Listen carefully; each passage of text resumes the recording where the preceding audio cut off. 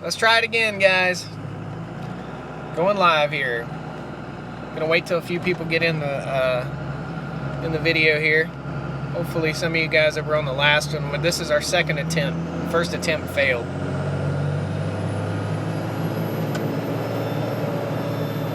I'm gonna say it's on the edge of being moderately stupid to drive and do a live feed. That's okay. I've been called worse.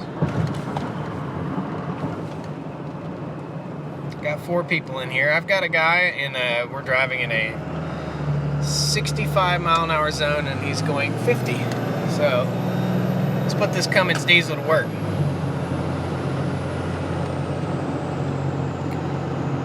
Alright, we got 3 people. I say we get 10 people and we'll start talking junk. We are driving on Interstate 40 in Greensboro, North Carolina. Taking her nice and easy. Got 5 people. Got a thumbs up. Guys, put some thumbs up out there. Let me know you love me. And my double chin right there. Maybe 3 chins. When I drink beer, I get 3 chins to the wind. Oh my goodness. So we're going to go pick up some farm equipment, guys. Let's get a few more people in here and we'll start talking. Going to Highway 85. It's good to have all these supporters out there coming in here and giving me thumbs up and joining us on the live chat.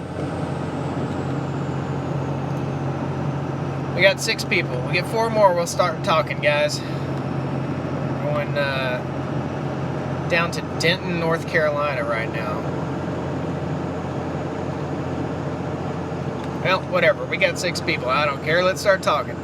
So guys, today we are driving to Denton, North Carolina. I've been all over Craigslist, all over the farm sites, all over everywhere, trying to find a hay baler, a hay rake, and a hay bind for cutting hay.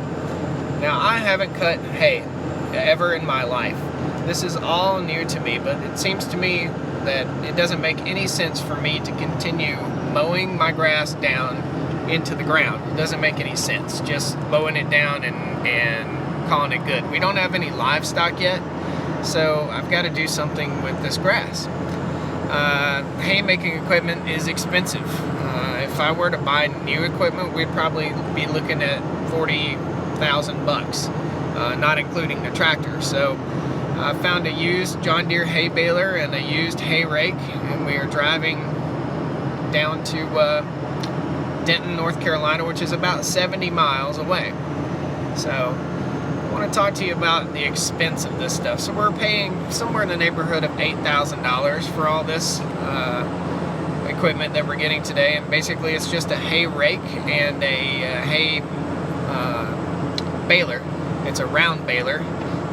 We're going to go with square bales. Square bales sell a little bit better and you make a little bit more money, but I just don't have the labor force to pick up the square bales, so we're going to store our round bales on the farm and we'll sell them and we'll use them for not irrigation, we'll use them for controlling areas that try to wash out as we reseed all this land that we're clearing. This morning I went and checked on the timber guys that are cutting trees right now for our new fields, and they're doing well. They're about to finish up on the first 60-acre tract over on our the side that we live on the farm. So I apologize about this thing being bumpy. I'm in a 3/4 ton Dodge truck and it bounces, so you're going down the highway with me on a bouncy truck. So anyhow, we're going to go down here. I've already gone down and checked out the hay balers, made sure everything is okay, made sure the equipment looks pretty good. Got a long drive. I want to talk to you a little bit about the stressors of being on a farm. And Mrs. Stoney Ridge is over here beside me. She's along for the ride. I know you guys want to see more of Mrs. Stoney Ridge, but she's a little bit on the camera shy side. What can I say? So I want to talk to you guys about some of the stressors of being on the farm here. The stressors of living a life that's different than everybody else's. We don't live in a McMansion, quote unquote. We don't live in a giant house. We don't We don't spend money on ridiculous things. We don't go to Disneyland. We are starting a farm, and we're busy with that. We don't need those things in our lives, okay? We don't desire those things in our lives. We go to the beach and we go to the mountains. We'll take trips to Wyoming and Colorado, and we'll see ranches and we'll see farms, and our whole life is revolving around this, and it's a big change, okay? This right here is a genuine city girl, okay? She didn't grow up in the country. Now I grew up in the country, and I wanted nothing to do with farming. I wanted nothing to do with chickens and cows and pigs and all that stuff. But as I grew a little bit older, and I turned 40 in 2 days, so as I grew a little bit older, I realized that that wholesome lifestyle is what I want to do, and the way I want to live, and the way I want my kids to live. So if maybe Mrs. City Girl Stoney Ridge will bless me with some kids one day. That's the plan. That's the plan. But well, talk for real. It's a stressor on a marriage. It's hard to start a farm with someone that never ever lived the lifestyle of farming, and it's stressful on a marriage, wouldn't you say? Yeah, I agree. I think my expectations. I dropped you. Whee! There we go.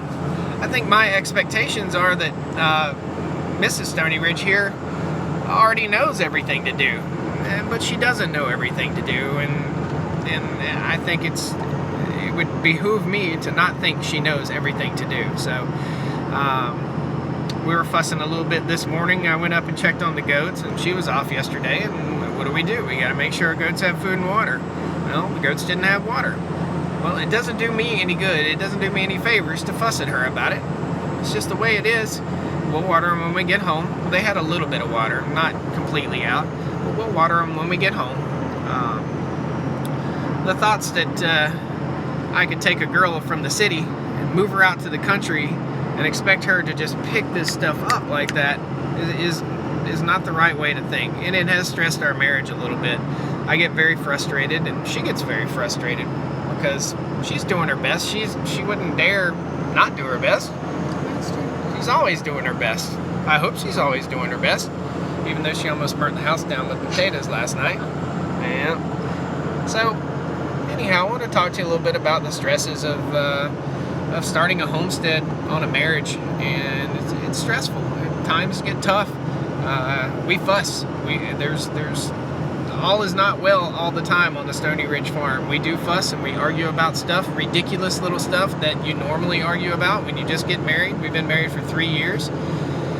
And not so normal stuff like, hey, this is a farm, this is a ranch.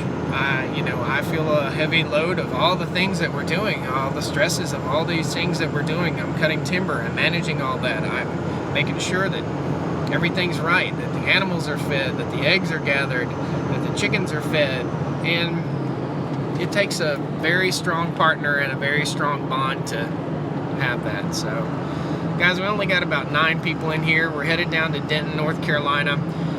There'll be a full vlog about the equipment that we're going to get, and we're actually going to a chicken farm in Denton, North Carolina. This gentleman has 3 chicken houses. I'm not sure what company it's with or whatever, but we may get some drone footage of the chicken houses. In the interest of biosecurity, we won't be going in the chicken houses because we have chickens and we don't want to spread any possible disease to 30,000 chickens. But we'll probably talk to this guy a little bit. I know a lot of folks have kind of demonized the fact that our nation and our world needs to be fed with factory farms, and I say needs to be fed because, guys, it's just a fact of life. You can't raise pasture-raised chickens for everybody.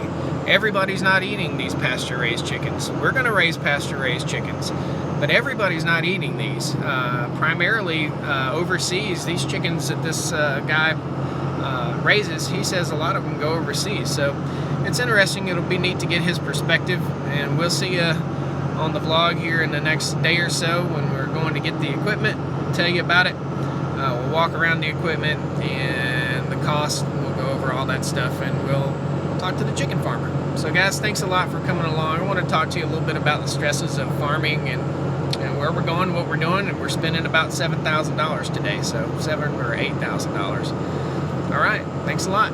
This is Josh, Stoney Ridge Farmer. You miss Thanks, Stoney Stoney Ridge. All right, woo! See ya.